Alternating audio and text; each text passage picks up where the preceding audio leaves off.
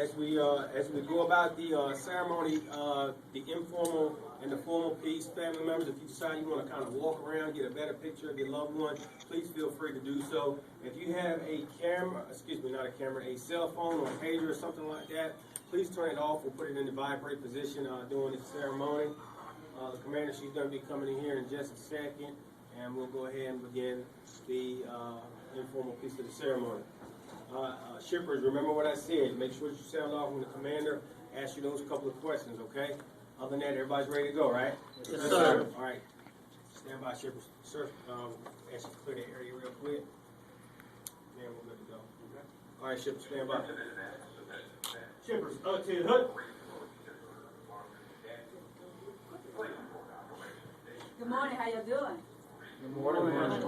All right, remember what I said now. Remember what I said. You already started. We already told you this now. No voice. We already told you this. See that? Now she's walked out. Now we got to try it again. Parade, ready. Shippers, up to the hood. Good morning, how y'all doing? Good morning. Oh, much better. Stand at ease. Relax. Relax. No, really relax. Just like we just stand here talking tonight. I need you to relax for a second. Because some of y'all a little nervous, right? No, you're not nervous? Nobody's nervous. Somebody tell the truth. Thank you. Thank you. Thank you. Thank you. Thank you. Anxious? Yes. All of that. All of that. You're not. You're just trying to figure out what's going on. I know. I understand. Well, before I get started, let me talk to the family first. How y'all doing? Y'all good this morning? Good. Y'all ready, huh? No, I know. Well, first I got to say welcome to Charlotte MEPS, and thank you so much for being here and sharing in this special moment. I know it's a bittersweet moment. I have tissues. It's not just for the ladies either, gentlemen. I know it's a bittersweet moment, but I promise you they're in the best hands they can be in other than yours. I promise you that. If nothing else, we're going to take good care of them, and they will not be the same when they come home. And I know most of them are good kids now. They're going to be great when they come home. We're just going to add a little bit to what mom and dad did. Just a little bit. So when they come home, it'll be yes, ma'am, no, ma'am, yes, sir, no, sir. So when you're probably not used to that, but you will. And they'll be used to it, too. So again, thank you for sharing your treasures with us. We're going to take care of them, okay? All right, back to all of you. See your family up there, the little bittersweet moment? It's okay. Okay, it's okay. Tell them don't cry. Tell them don't cry. Tell them. Don't worry. Don't cry. Don't worry. Say don't worry. Don't worry. I'm good. I'm good. Some of y'all mean that. I look at my parents at home. Yeah. I understand. Let me introduce myself. My name is Major Sonia Stribling. I'm the commander for Charlotte MEPS, and that's my battle buddy, First Sergeant Joseph Teagle. And we have been here for about 2 years. And I know most of you got on tennis shoes, some of you have on boots, and you're not used to standing more than 2 minutes without inching and moving around. All I can do is tell you to get ready. Okay? I'm going to talk to you for a few minutes. Before we go to the formal piece, I always do kind of relax you a little bit so you don't think about what you're getting yourselves into. Because right now, some of you have no idea. Do you? No? No? Have no idea. Well, I heard this, and I heard that. All I want you to do is forget about what you heard, because it's going to be a different experience for you based on what you put into it. You put nothing into this, you're not going to get anything back. And some of you right now is not in your heart. But hopefully by the time I finish talking to you, first time I finish talking to you, it is. Because if it's not in your heart right now, you're in the wrong organization. You really are. This is not something, and I understand, and I know, because 19 years ago for me, 25 for him, we stood in a room similar to this, and it was like, okay, hey, this is what I want to do. I did it because I had a child at a very young age, so I had a child I had to take care of. Even though I went to 4 years of college, I still wanted more. It was just something missing, and I knew what was missing. I knew from the age of 10 I was going to join the military, probably because I grew up in a family of 12, and 60% of them were military, and that's what I've known. I didn't grow up around them all the time, but I had something inside of me. You kind of know.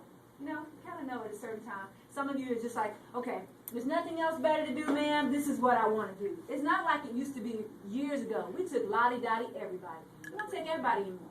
We don't. So you are the best of the best. At least you expect it to be. The expectation for you is to be the best. Not everybody can come through those front doors. I know y'all got some buddies that you know right now, man, I tried to get in, or friends, I tried, but they wouldn't take me. I couldn't pass the ASVAB, or I couldn't pass the physical.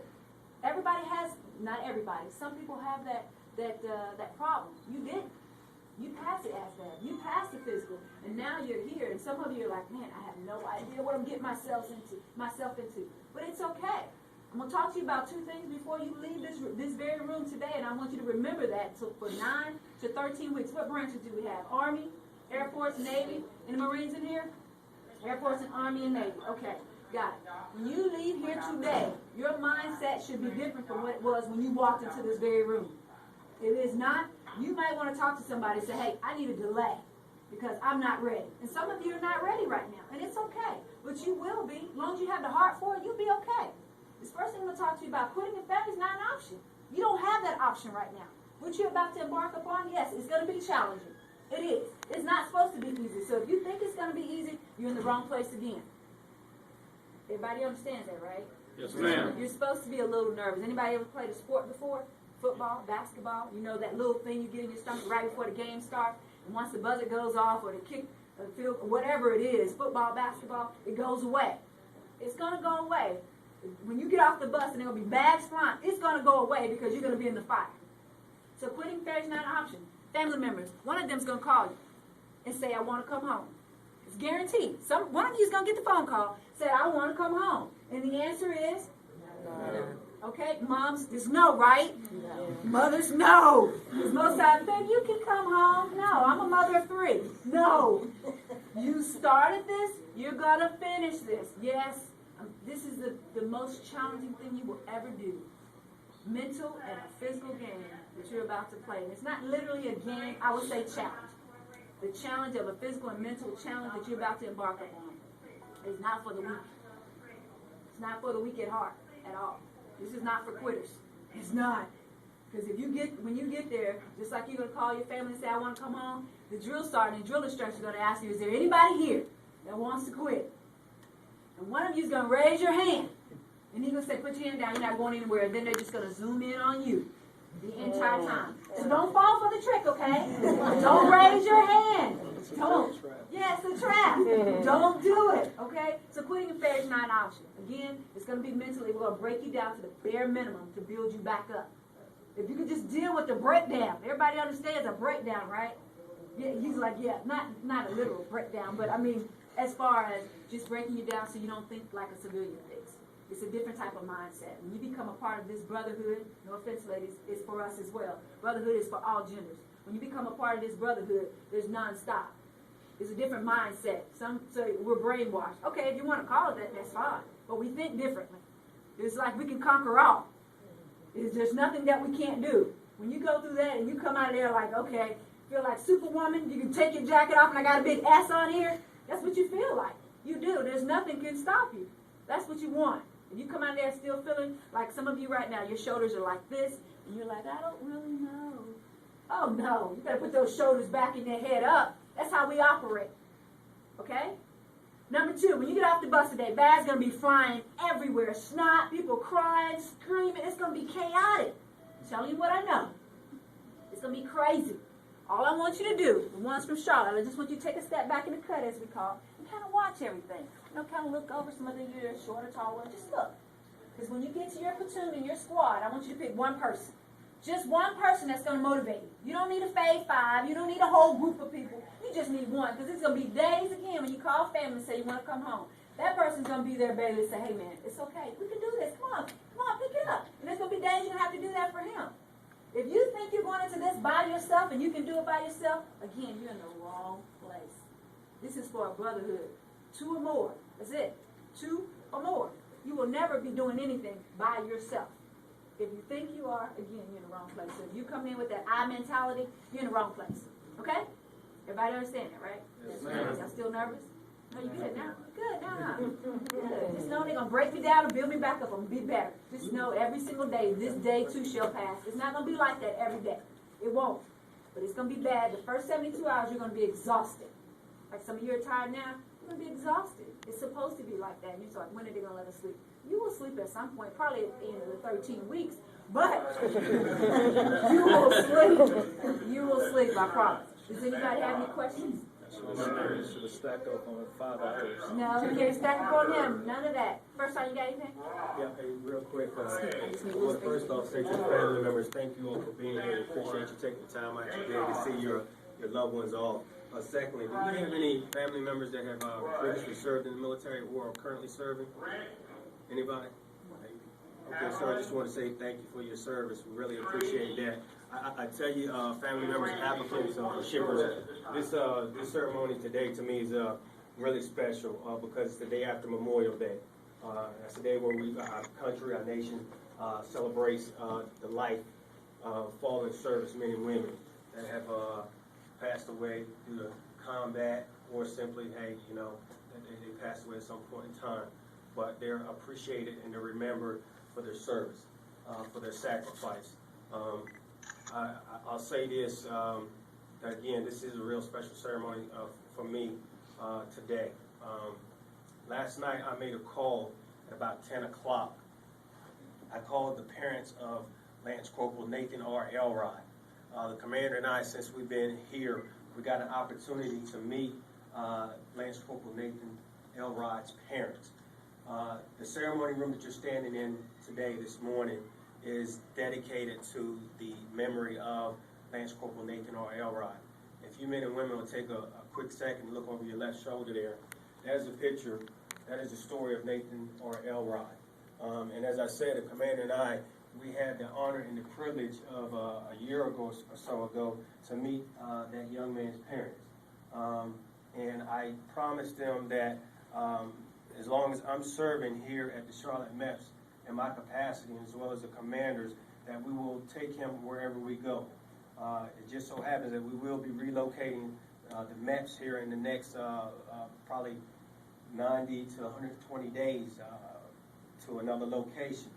In that ceremony room, we'll do another grand opening ceremony, and we'll do another rededication of our ceremony room. It will still be dedicated to Lance Corporal Nathan R. Elrod.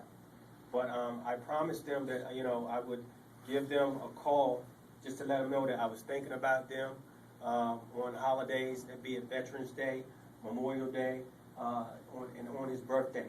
But while they were here, I could tell you that the ceremony was the best ceremony that I've been in during my time here in Charlotte. It was one in which there was not a dry eye in the place as we remembered their son. The commander and I, we got to say thank you to them for the loss, for the sacrifice of their son. And last night, while I was thanking them once again and talking to the mother, again I said thank you. I said thank you.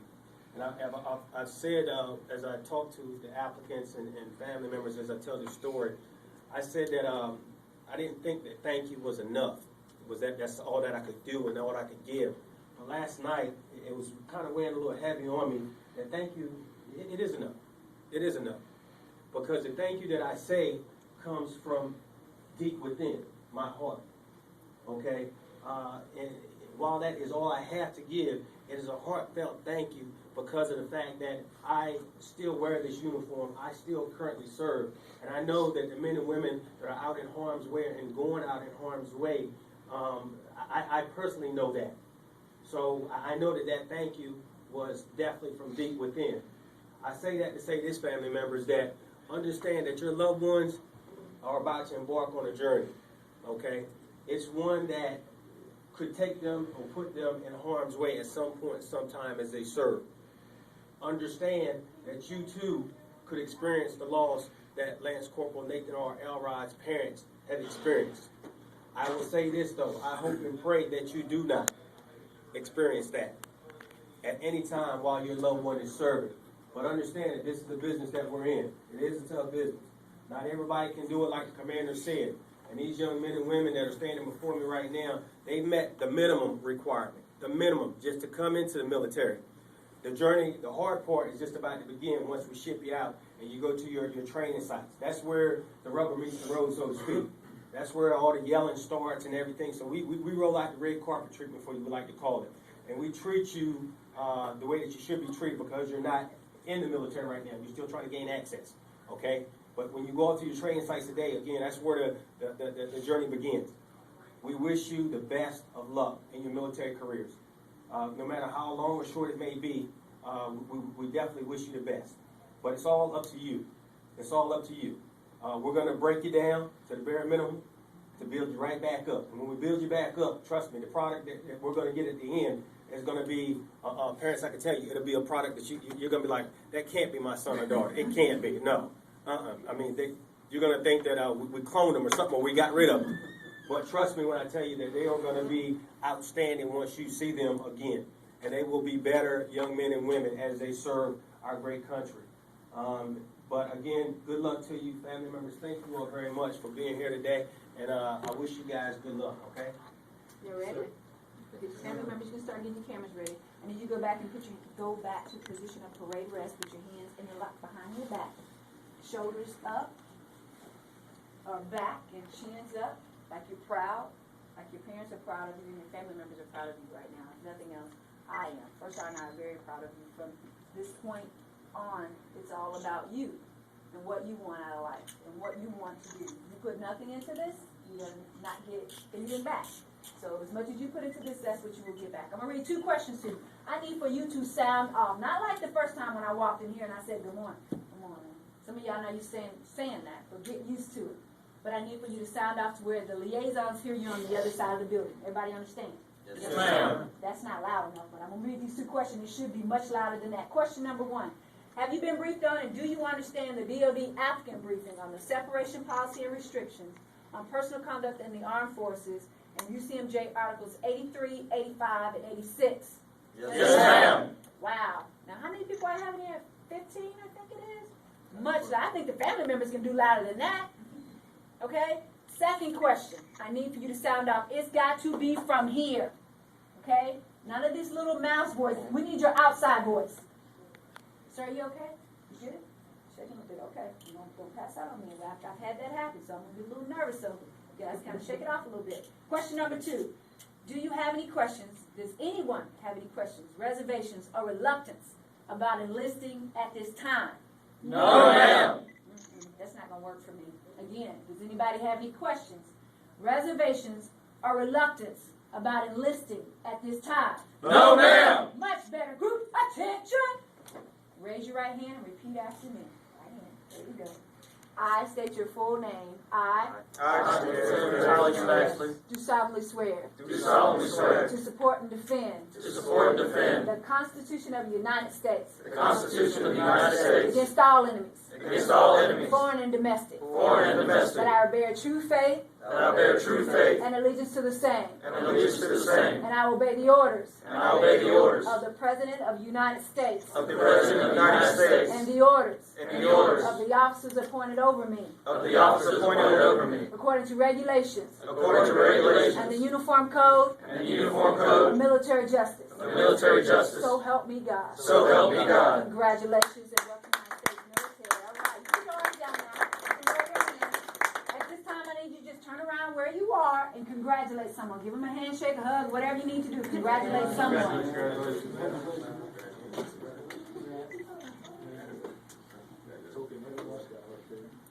All right. Now get back in formation, please. Go back. At this time, first I'm going to walk around and congratulate all of you. And then I'll talk to you for 30 seconds. And then if your family is not here, if you don't have family here, you will go through these doors. Family members, have you had your Red Cross briefing yet? No. Red Cross here today? Okay. When you finish, family, you need to find Red Cross. They have a blue vest on that says Red Cross. Follow them to whatever destination he wants you to take, what room he's going to take you to. He's going to give you a briefing. God forbid something happens at home while they're away, you need to get in contact with them. That's how you get in contact with them immediately. So they're going to give you some important information. So make sure you go see them. You found a location? The Red Cross is not here today, right? I'll give it to him, man. So we'll get done with this. Congratulations. Congratulations, man. Congratulations, sir. Congratulations, sir. Congratulations, sir. Congratulations, sir. Congratulations, sir. Congratulations, sir. Congratulations, sir. Thanks, sir. Congratulations, sir. Congratulations, sir. Congratulations. You ready to cut that off? Congratulations. Ready? You sure? Okay. Congratulations, sir. Excuse me, sir. When we're done here, if you want to take photos with your family, relax. Send it. If you want to take photos with your family, if you need us to take the group photo for you, we will. You only have a couple of minutes because I got 2 more groups to come in here for the ceremony. Again, we wish you all the best. Remember one thing: when you get off the bus today, anybody look in here got a twin? Anybody in here look like you? Identical. When you get off the bus today, you're gonna see some people who look nothing like you. It's okay. It's all right, right? Everybody say it's okay. It's for them not to look like you. They're not going to think like you. They're not going to look like you. They're not going to be from the same parts of town that you're from. They may have a street light that's a lamp or not have one at all. It's okay. As long as they bleed red blood, that's all you care about. And the first question I ask them, can you lock and load? At the end of this, baby, will you be able to protect me when we're out on somebody's battlefield? That's all I want to know. Yes, ma'am. Okay, that's all I want to hear. And that's all you should care about. Everybody understand where I'm coming from, right? Yes, ma'am. Okay, go ahead and fall out with your family members, all right? If you don't,